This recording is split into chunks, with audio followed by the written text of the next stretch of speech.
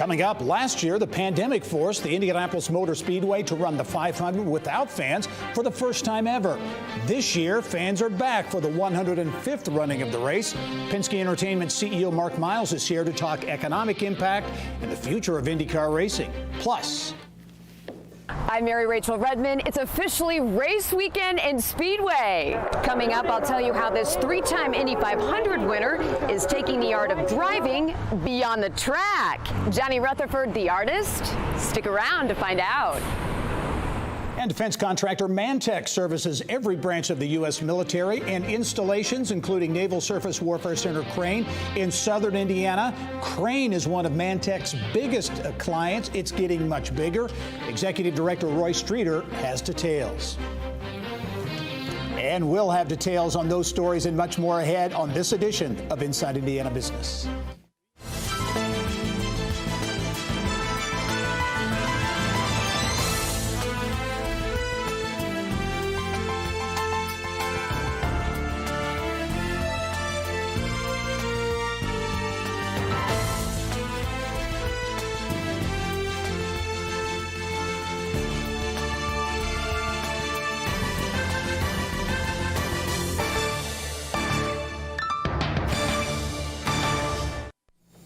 Hello and welcome to Inside Indiana Business. I'm Gary Dick. It is race weekend in Indianapolis, and for the first time in 2 years, fans will be back at the world's greatest race course, at least up to 40% capacity, or about 135,000 fans. After last year's race in August in front of empty stands, it is welcome news and promises to bring some much-needed economic impact as well. How much?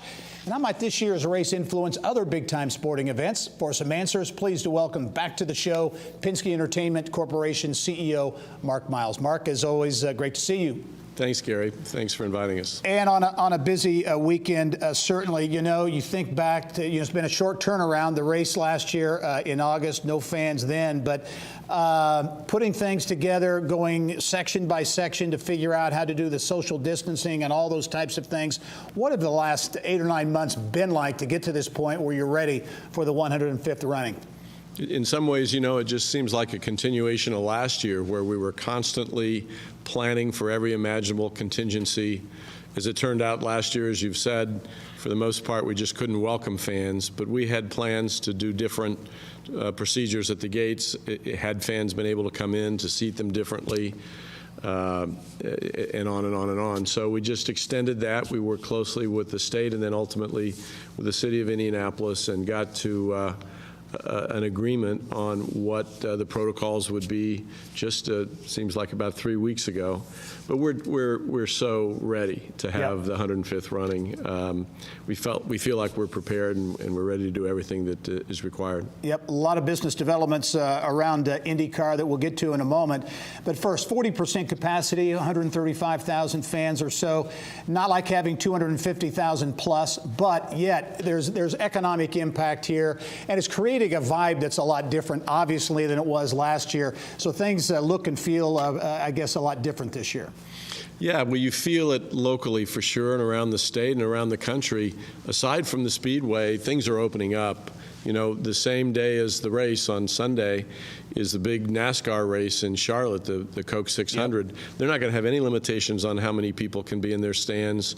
They don't require social distancing in the stands, and they won't require masks. So, and that's happening in a lot of other sports. It's happening, and that's really good. People are ready for it. It's great for the economy. Yeah, the 500 is going to be the biggest event to be held since the pandemic began. I know the heads of other sports leagues and entities, the NBA, NFL, and others, I think they've been called you. Is that right? And called the Speedway to offer support, and also maybe wonder how you're putting things together?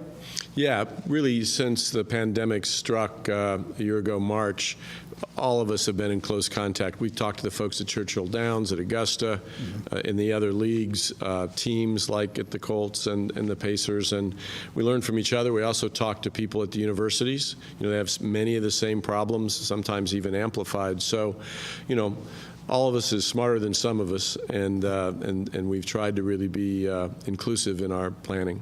Yeah, certainly economic impact being generated this weekend with 40% capacity. But there are other big developments really around IndyCar racing and the NTT IndyCar Series, including NTT signing on to extend that title sponsorship.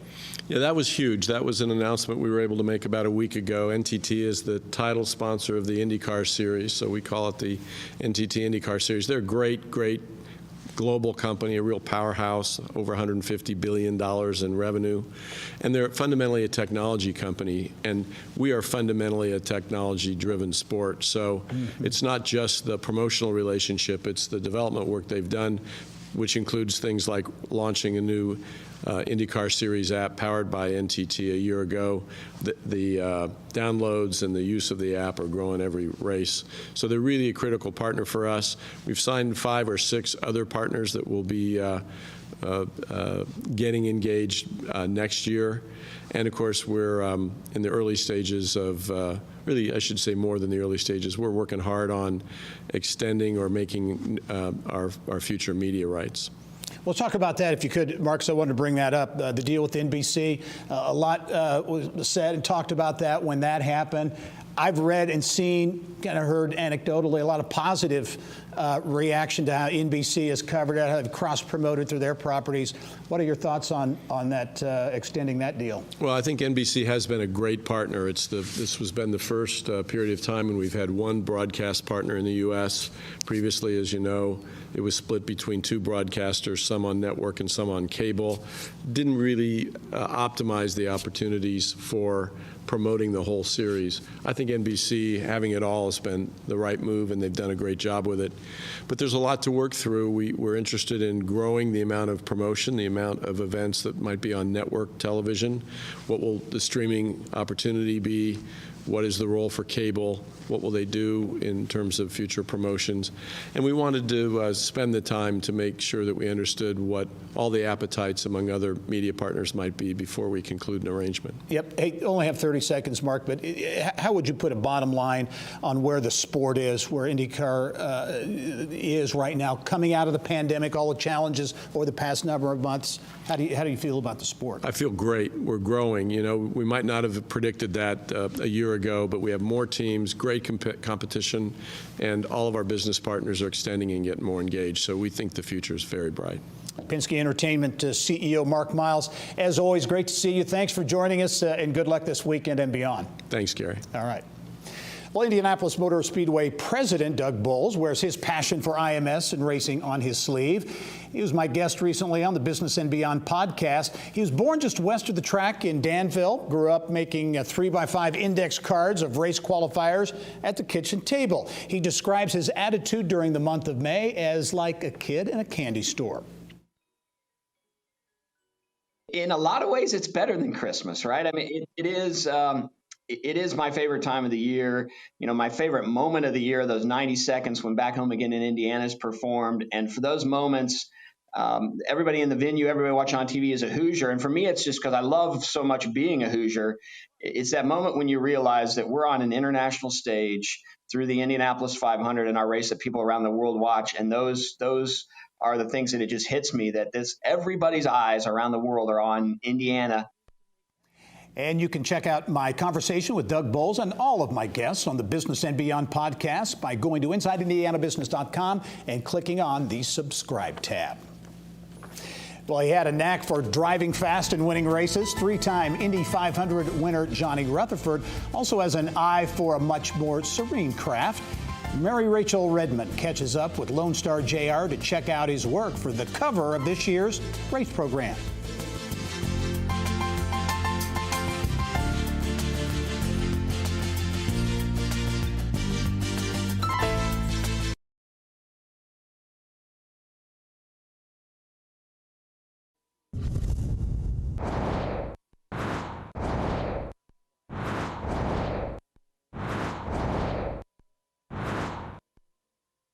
Here's what's making news now around Indiana, brought to you by Chapman Heating, Air Conditioning and Plumbing, the man for all seasons. Chapman, chapmanheating.com.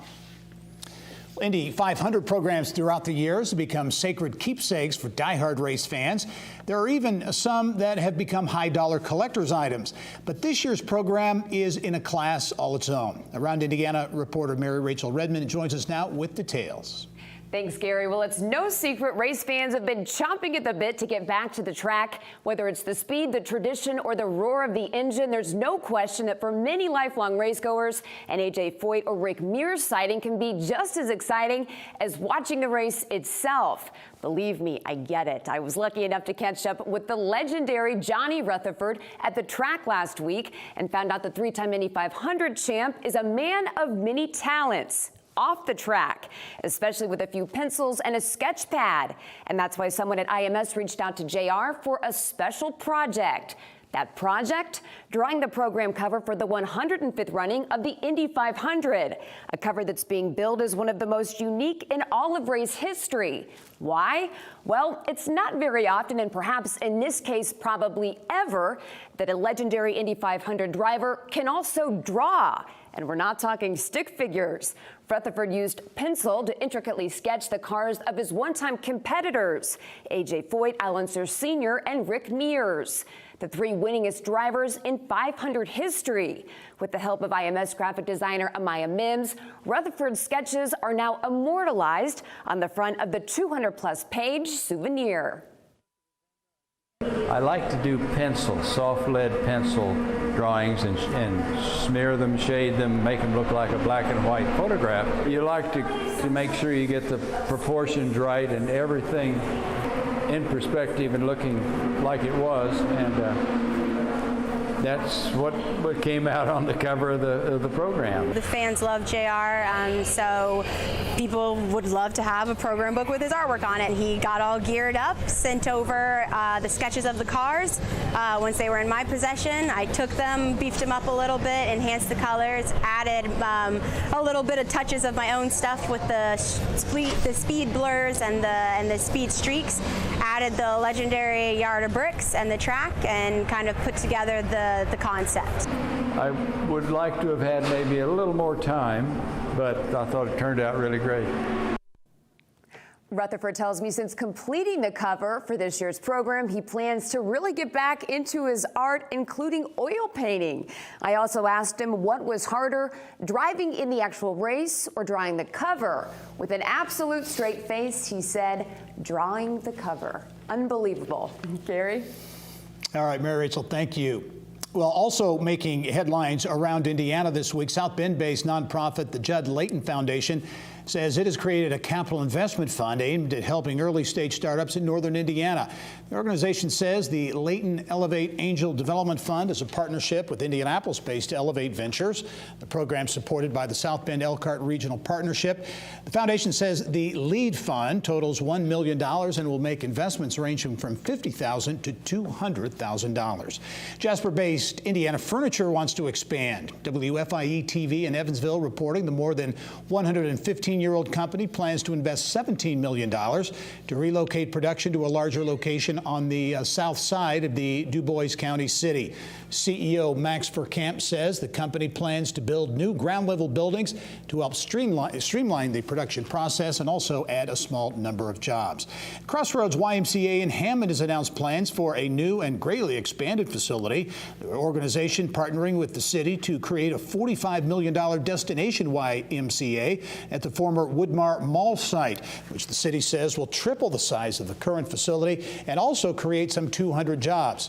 The YMCA says the new location will serve up to 50,000 people in Lake County, and it is expected to open in 2024. Well, a multi-billion-dollar defense contractor is expanding operations in southwest Indiana. Coming up next, the economic impact of Mantech's growing footprint at Naval Surface Warfare Center Crane.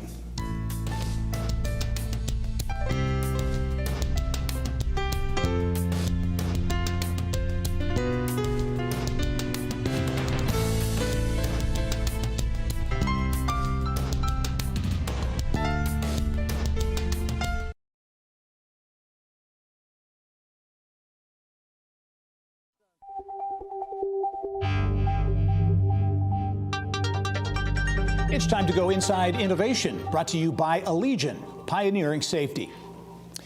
Well, Mantech is a Virginia-based defense contractor that was founded in 1968. Serves every branch of the U.S. military, including installations like Naval Surface Warfare Center Crane in southern Indiana. It is continuing to grow its Indiana footprint in a number of ways, and with more on Mantech's growing crane portfolio and the impact, pleased to welcome Executive Director Roy Streeter. Roy, welcome to the program. Thank you, Gary. Glad to be here. Okay, Mantech is a big company, big defense company, $2.5 billion company based in Virginia. Give us the kind of the thumbnail description of what Mantech is all about. Well, Mantech is about bringing digital to the mission, working collaboratively with the government as contractual partners against adversaries and near-peer competitors, bringing those capabilities and solutions to the warfighter to combat those. And your company, Mantech, is really connected and doing work for every branch of the U.S. military for installations all over the United States. The relationship with Crane began with those first couple of contracts in 2018 and has grown from there. Talk about the relationship with Crane, because I know it's growing in a big way. Sure. In 2018, we was able to secure the win of 3 RDT&E, which is research, development, testing, evaluation contracts, supporting predominantly the air side of defense out of the NavAir Navy contracts. So we began in one division of Crane predominantly, and since then we've been fortunate enough to grow the customer base, and now we find ourselves also in the electronic warfare arena too within Crane. So the growth there has been pretty fast. We have went from 2 facilities, and now we're building our 3rd. And employees, our level of employment has went up. We started with 15, and now we're at 100, and we're on a path to double that within the next 2 to 3 years. So another 100 employees, which is amazing growth trajectory. A lot of people around Indiana will be amazed at some of the technology and the R&D and things going on at Crane. As you look at your investment there, as you mentioned, 3 facilities, what types of things can you talk about will be going on in those facilities? Sure. So supporting RDT&E, there's a lot of model-based systems engineering where we model out the systems and develop and deliver those types of artifacts. There's obviously some cyber being a class of warfare in itself. So we look at ourselves as industry leading within cyber. We have a digital engineering environment that Crane leverages for digital twinning networks and also component level to provide the solution that they seek. Yeah, I know you consider yourself Mantech based in Virginia, but you really do consider yourself an Indiana company, want to really integrate in the community there. And I know you've been working and want to continue to work with several economic development and community groups down there to really enhance that impact, if you will. Yeah, absolutely. So we started here in 2018, and after our arrival, shortly after, we started working with the Regional Opportunity Initiative, Tina Peterson and her group out of Bloomington. We found ourselves with Radius helping us out tremendously through statewide incentives, getting us into these facilities and capabilities too as well, and also the Indiana Defense Network. We've leveraged the Westgate Authority and Westgate Academy quite a bit. That's where we incubated, and the Purdue Foundry too as well for workforce development and staffing needs. Yeah, final question for you. As you look at Crane, massive facility with a lot going on there, obviously, what's the potential for continued growth there at Crane and doing all the things that it does to support the military and the various functions? Well, in our perspective, there's a wide, great deal of growth that can still be had here for a team Mantech. We're building a 72,000 square foot facility, which would be our 3rd one, where could house up to 200 employees. We hope to get there. The initiatives and the thrust area of Crane line up extremely nicely to our technical focus areas of Mantech. So we think the contractual partnership is something that we can continue to support Crane in the future. All right, and the big news there, too, doubling the workforce, adding another 100 workers in the coming years. Roy Streeter is Executive Director at Mantech. Roy, thanks for the perspective, and we look forward to following the story at Crane. Well, thank you, Gary. I appreciate it. All right. Well, for decades, workers in Muncie cranked out millions of cases of ball jars. Well, Muncie will soon be cranking out another product critical to the food industry. Details on the global can manufacturer coming to Delaware County with plans for hundreds of jobs.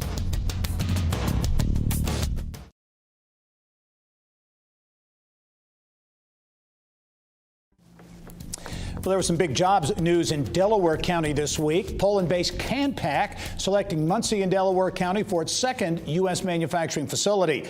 Now, the aluminum beverage can manufacturer is committing to some big numbers. Initially, a $380 million investment and 345 jobs over the next 2 years, but that could grow to 425 jobs and nearly $500 million in investment 2 years beyond that. Canpack is a global manufacturer headquartered in Poland with nearly 8,000 employees in 19 countries. Canpack's regional U.S. manager Tom Johnson tells me aluminum can demand is off the charts, and Indiana, Delaware County, and Muncie show they could provide the workforce to make things happen. Really put a fantastic foot forward. It's a it's a very business-friendly state. We've read a lot about their commitment to training and developing workforces that are ready to do high-tech manufacturing. And what really came down to it, the collaboration with Delaware County and with the city of Muncie was just really so fantastic. The site was ready. We believe we can get a great workforce here, and they really just put the thing together for us and moved at a speed in which we needed, and that was really our decision maker. The commitment in Indiana to making sure that we've got folks available for the type of workforce that we need. I think we're going to offer a very competitive wage. I think our benefits package is also extremely competitive, and I think that we can really differentiate with our culture. Our culture is very much one that is centered around the customer and our employees, and we believe that comes out in just about everything we do. So we really think the culture that we're building will be the differentiator for us. Yeah, Tom, this is a big initial investment, but there's the potential for expansion down the road. Talk a little bit about that potential. Yeah, sure. I mean, we're seeing unprecedented growth in the aluminum can market. I mean, our competitors are expanding, we're expanding. If we find ourselves in a position where some of our commercial partners want to sign up for additional volumes, then we'll make the expansions to make sure that we can support the market. That's what this is all about, entering the U.S. in a growth market and being able to support our partners that we've partnered with all over the globe. Demand is just absolutely like anything I've ever seen before. We're in excess of 10 billion cans short in the U.S. market alone. The U.S. market's importing cans from everywhere, and we've always been a market that's sustained ourselves. So we're looking forward to adding capacity and getting back there. Big news for East Central Indiana. Canpack says construction on its Delaware County plant should begin this summer, with manufacturing to start in the fourth quarter of next year. In our next half hour, leave it to Purdue researchers to discover tissue as small as a piece of gum as a key to successful rotator cuff surgery. We'll show you how it works and why it's gaining traction in the healthcare market. Also ahead, traveling back in time, way back in time, to visit ancient ruins as they really were. Through virtual reality, we'll meet the IU professor behind the high-tech tool in our Eye on Education segment.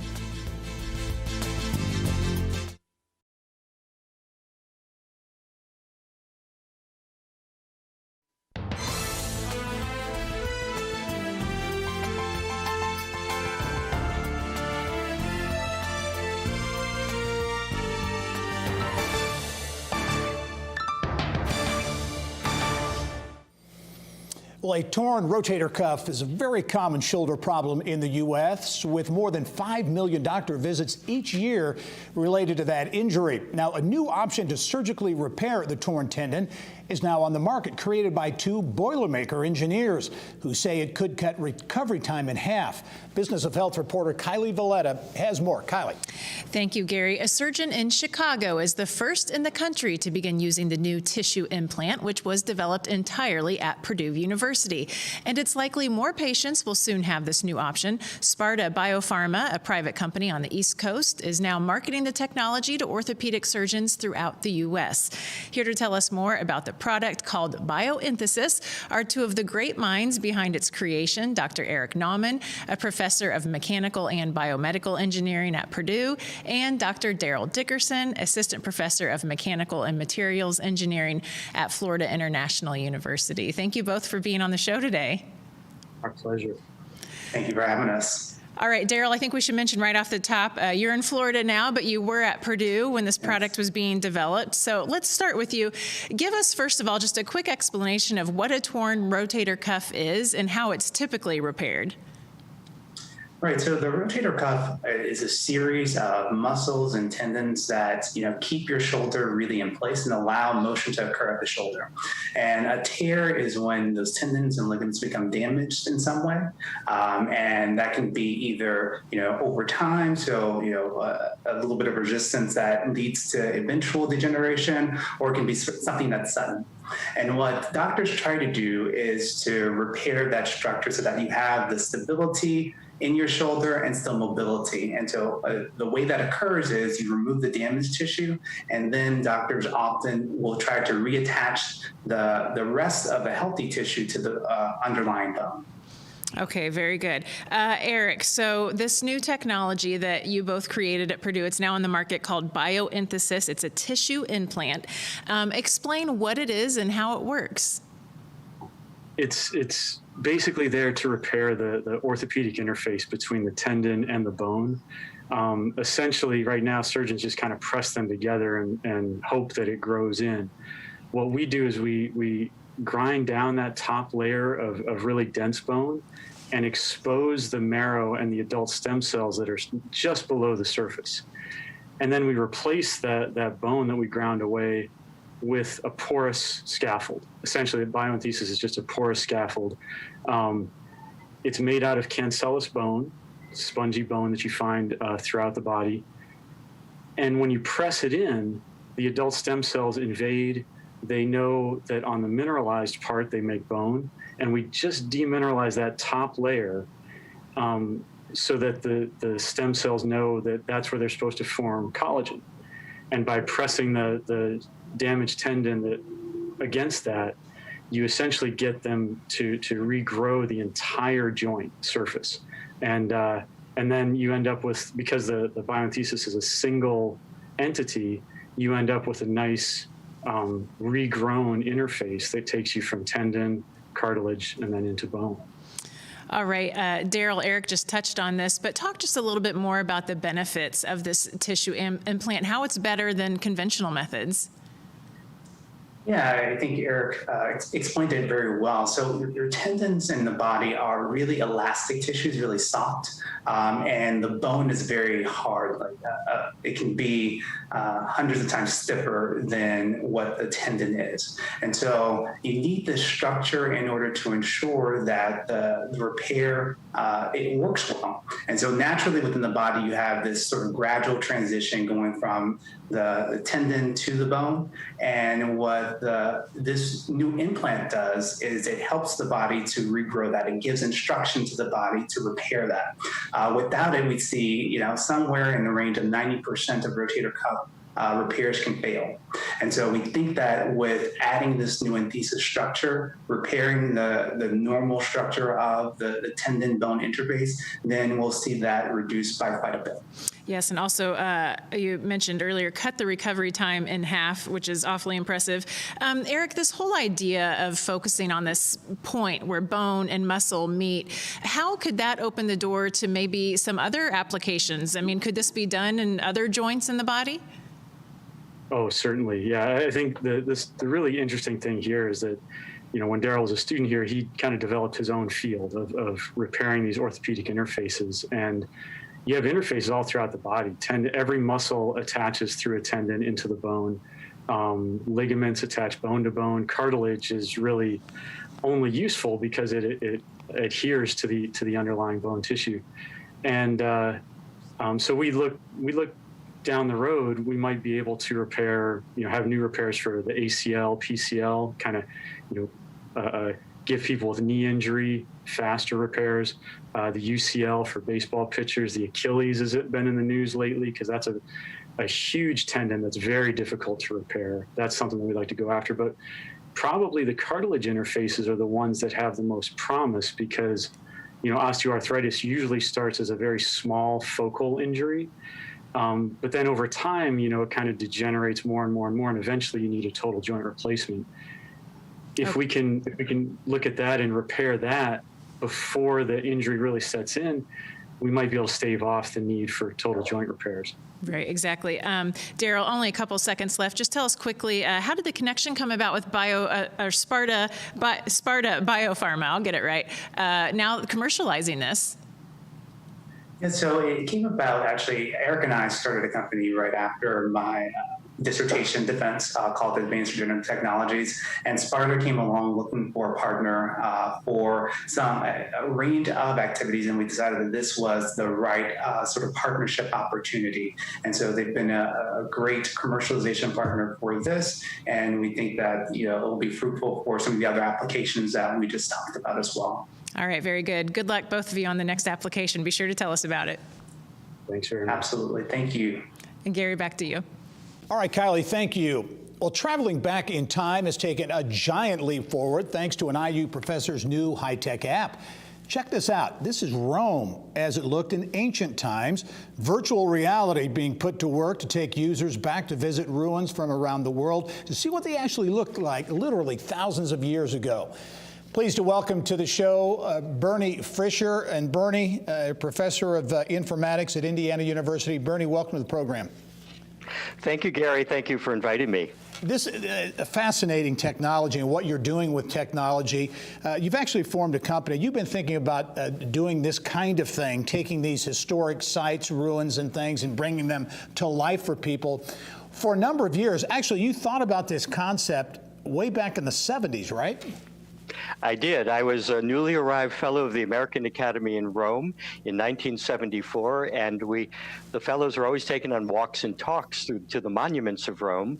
And the first place that our professor took us to was the Plastico di Roma Antica, a great physical model in plaster of Paris of the whole city of ancient Rome, 60 feet across at a scale of 1 to 250, that took 40 years to make. It just was finished in 1973, the year before I arrived. I thought, coming there with a background in photography, in electronics, and with a PhD in classical studies and archaeology, I thought there's got to be some technical way to get this marvelous monument out of this obscure museum, which, by the way, has been closed for the last 5 years or so, and into the hands of people around the world. Their living rooms, their school rooms. And so what came to be called Rome Reborn was off and running in 1974. Wow. And you started using video, but that has transformed, obviously, with technology into the digital realm. You've just released a month ago or so, Baalbek Reborn, the historic Lebanese city. Talk about that app. It's a free app that folks can get. Talk about what that's all about. Yeah, we give it away free. Our company, which I started in 2018 to commercialize this kind of work that I started doing in university labs, is always happy to create free virtual tours to great World Heritage sites around the world. If a philanthropist will step forth and pay the expenses up front, then we'll create it and give it away for free. We've already given away almost 25,000 free copies of Baalbek Reborn.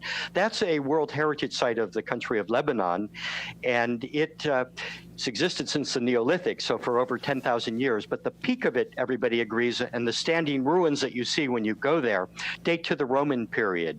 And the philanthropist who funded this, the retired Kuwaiti banker Bassam Al-Ghanem, and who funded it in memory of his parents, took him there when he was a boy, and he fell in love with it. And he always wanted to see, what did it really look like in antiquity?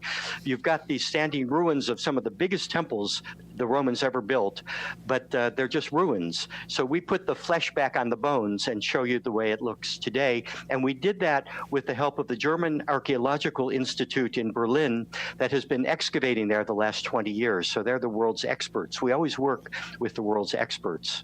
Yeah, we'll only have about 30 seconds left, but what's next? This is fascinating technology, bringing history, literally ancient history, to life. What's next?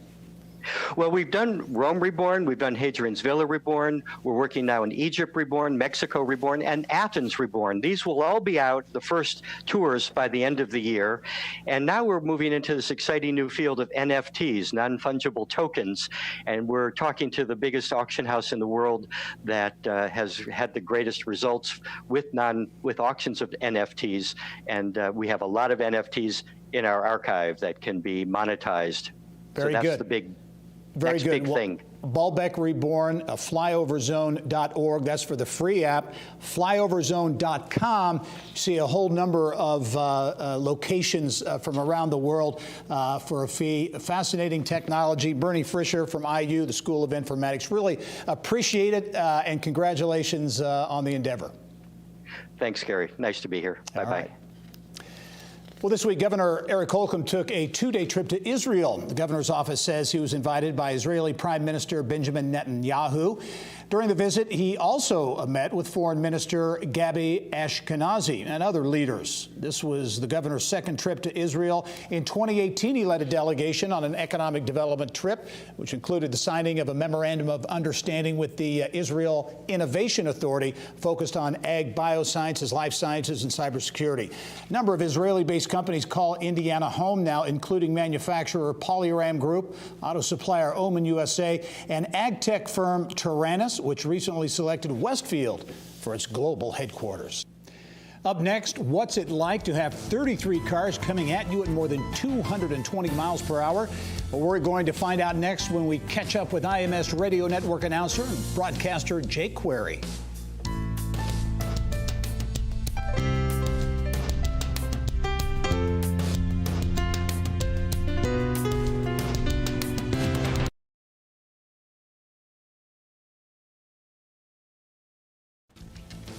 Well, the fastest field in history is poised to take the green flag for the 105th running of the Indianapolis 500. And the best news, there will be fans on hand to witness the greatest spectacle in racing. Bill Benner has more in this week's Inside Indiana Sports. Bill.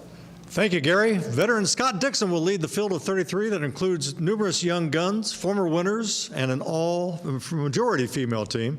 Joining us today to offer a preview is a veteran of the Indianapolis Motor Speedway Network, Jake Query, who will be calling the race from his perch high above the third turn. And Jake, thanks for being with us today. Good to see you, my friend. Bill, it's good to see you as well, and it's weird for me to think that I'm actually one of those old veterans as opposed to the young guns that's covering the race, but thrilled that it's the month of May. Well, and again, every May presents us with storylines, usually 33, but this one seems to be particularly so, again, with the emergence of these young stars, a veteran like Scott Dixon, the Iceman, on the pole, and great racers coming from the back of the pack. I mean, where do you begin? Where do you begin? You know, there are a lot of storylines to your point, which is accurate. Scott Dixon is clearly kind of the class of the field, but it's such a deep field and so much goes into 200 laps and keeping it clean. And, you know, nobody knows that more than Scott Dixon, who's got one win back in 2008. But you look at Elio Castroneves chasing win number 4. And the question with Castroneves, of course, when you're operating with the team and you need 7 clean pit stops and suddenly you're working with guys that aren't necessarily doing pit stops each and every weekend over the course of the race season, that comes into play, trying to keep that clean. And then the 4 Penske's. There's no question about the fact that Roger Penske's teams are used to running up front. But when you start towards the back of the field, the question becomes, is that a concern when they have other cars around them? Setting your car up for being fast in qualifying is totally different than having a car set up for being fast with 32 other cars on the track, creating all kinds of air bouncing off of cars. You would think that Roger Penske's cars would be able to handle that, be set up for it, and be able to get themselves towards the front. But that's one of the things that certainly is to watch. It's going to be great, Jake, because the obvious thing, fans back after not being able to attend last August's Indianapolis 500. And so the atmosphere, I know everyone is looking forward to actually having those grandstands fill up, not to full capacity, but still it's going to be great to have folks back at the track.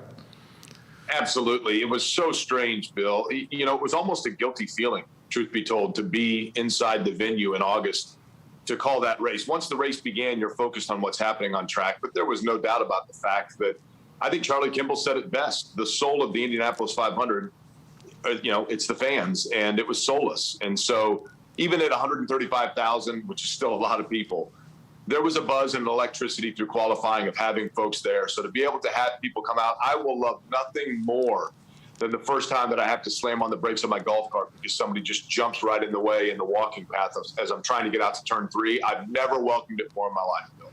And Jake, this will also be the opportunity for fans to see a number of the changes that have taken, the physical changes. And I have not been out there yet. Look forward to being there on race day. But what Roger Penske has done to the infrastructure of the track, I'm hearing, is really terrific. It is 5,000 gallons of paint, and that's just the start of it in order to paint over, where you used to see just cinder block walls and, some areas that definitely had been aging. There's no doubt that it's undergone a facelift, a lot of new fencing for that matter.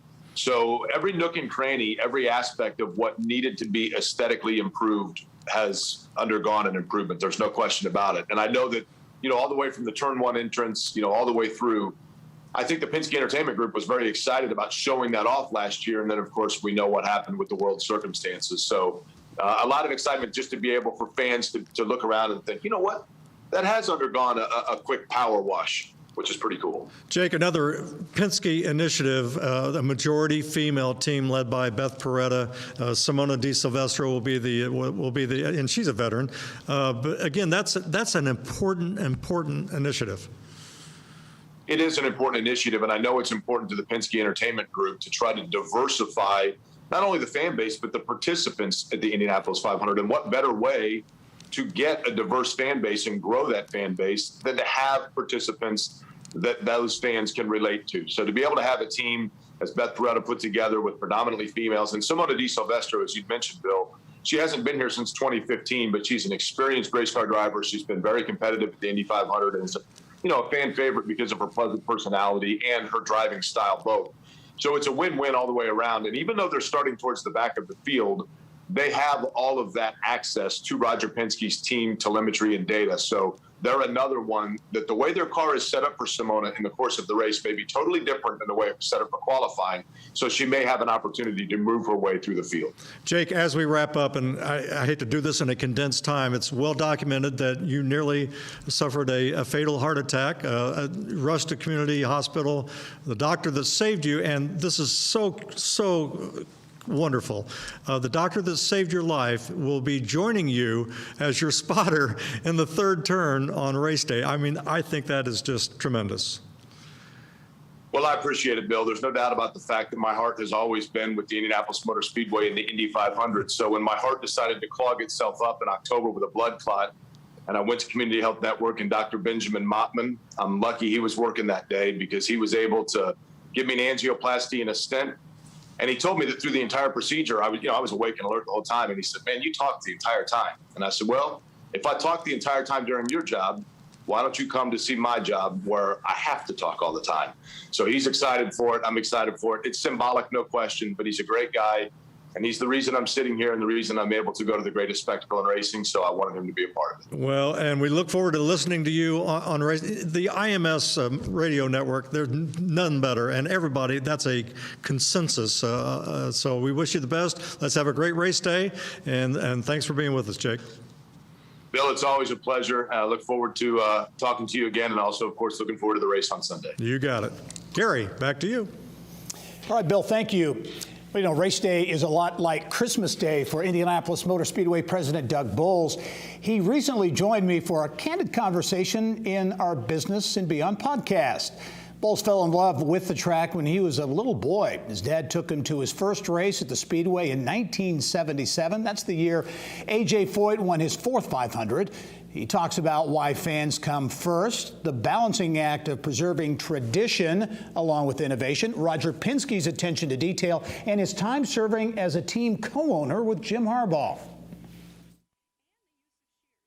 There was never a dull moment with Jim. A few years ago, we did a Panther reunion where the ownership, the group of us that started Panther, got together, and Jim actually came in town. And the fun part about Jim is he didn't pack any clothes. He landed. Gary Pettigo picked him up. They took him to the Walmart so he could buy his Dickie pants and the things that you know him for. And then he showed up for the dinner after getting clothes there. So he is He's a one-of-a-kind guy. He made it an awful lot of fun, but that was a really neat era for all of us. There's no way you're going to outwork Roger Penske. He is focused on the goal.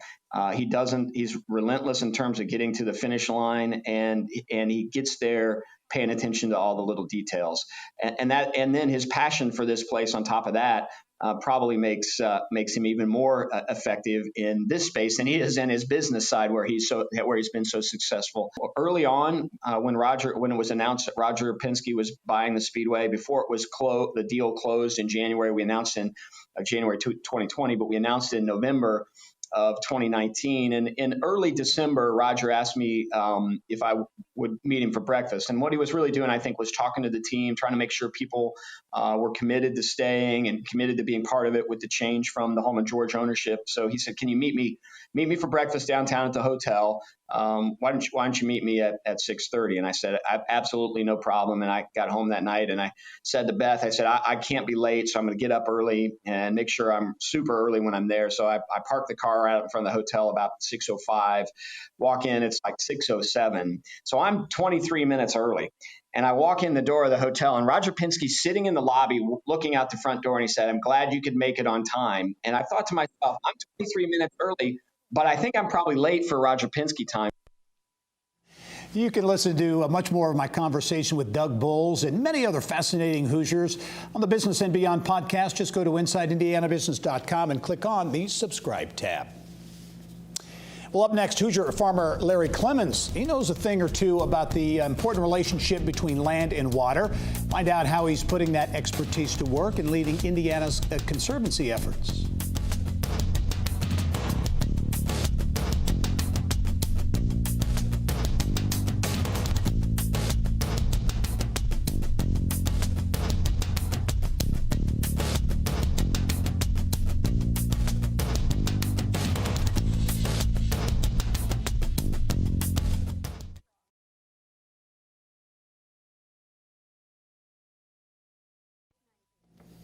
Well, the Nature Conservancy of Indiana is looking to raise its profile and impact by increasing land conservation and improving freshwater resources. Another goal, improving signage and messaging at 10 flagship preserves around the state. Larry Clemens is in charge of that assignment and much more around the state, and we're about to learn much more as Larry's Steuben County farming experience come in very handy in his role as state director of the Nature Conservancy of Indiana. And Larry, welcome to the program. Thank you. Glad to be here. Your background, your expertise in conservation is very lengthy. You've been with the Conservancy for some 30 years, currently serving as state director. Everyone's heard of the Nature Conservancy, but I don't know that everyone fully understands the mission. In a nutshell, give us a thumbnail description of the Nature Conservancy and really what it's all about. Well, I'll use 4 words to describe us. We're about protecting nature and preserving life. Very good. We've been around for 60 years in Indiana, and so we have quite a bit of experience here in the state. Yeah, well, your experience, I think, that you bring to the role is unique. You're a farmer in North Central Indiana. You also served as the Nature Conservancy's North American Ag Director as well. You've established a lot of relationships with the private sector, with businesses around Indiana. As you look at conservation, talk, if you will, about the importance of the private sector, of business, and also agriculture, all working together. Yeah, well, I spent a lot of time doing conservation, both in the field and now more in a management role. And I've always found that the private sector can really drive change at a large scale. As a conservation organization, we can certainly impact thousands of acres. But when the private sector gets engaged, we can impact millions of acres. And that really came to be as I was working as a North American Agriculture Director and working with some of the largest corporations in the food and agricultural sector, where we were setting and designing programs that were literally out there working with farmers and impacting millions of acres towards more sustainable food production, which of course was much better for the environment. So I do think the private sector, business sector, if you will, is critical to advancing this notion of preserving nature and protecting life. Yeah, nice source. Alcoa, Honda, Steel Dynamics, a number of the companies I know you've had relationship with in your role. Many times I think people look at agriculture and conservation maybe sometimes being at odds, food production being at odds, but you really feel the opposite. You think there's a real opportunity for partnership and collaboration to make things better for everyone. Yes, I really do. I think for decades, we have always sort of seen agriculture and nature as separate and sort of, almost at odds with each other. But more and more, we've learned that, in fact, they're dependent on each other. And I'll use an example of like soil health, the life in our soil, the microbes and things like that we can maintain there leads to better water quality and at the same time more face right now that working with nature is the key to success and sustainability. Yeah, unfortunately, I only have about 30 seconds, but give us, you've got a 5-year strategic plan. You're looking at an additional 40,000 acres for conservation. What's the next, 5 years or so look like for the Conservancy? Well, we're going to be busy for sure. We've protected over 100,000 acres in our history, but these 40,000 acres we're going to do in the next 5 years will involve some traditional land acquisition, will involve important partnerships with state, federal agencies, local land trusts, and it also involves local landowners and how they manage their land and getting better management onto their lands and natural areas. Larry Clemens is the Indiana State Director of the Nature Conservancy. Larry, really appreciate you joining us. Hope you will keep in touch and keep us updated on your efforts. I'll look forward to that. Thank you. All right. And I'll be right back after this. Stay with us.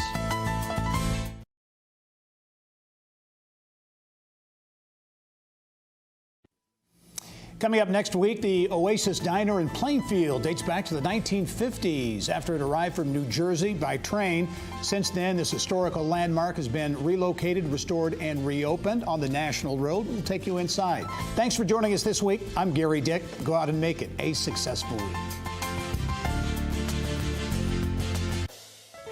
Inside Indiana Business with Gary Dick is a production of Grow Indiana Media Ventures, with support from WFYI Productions.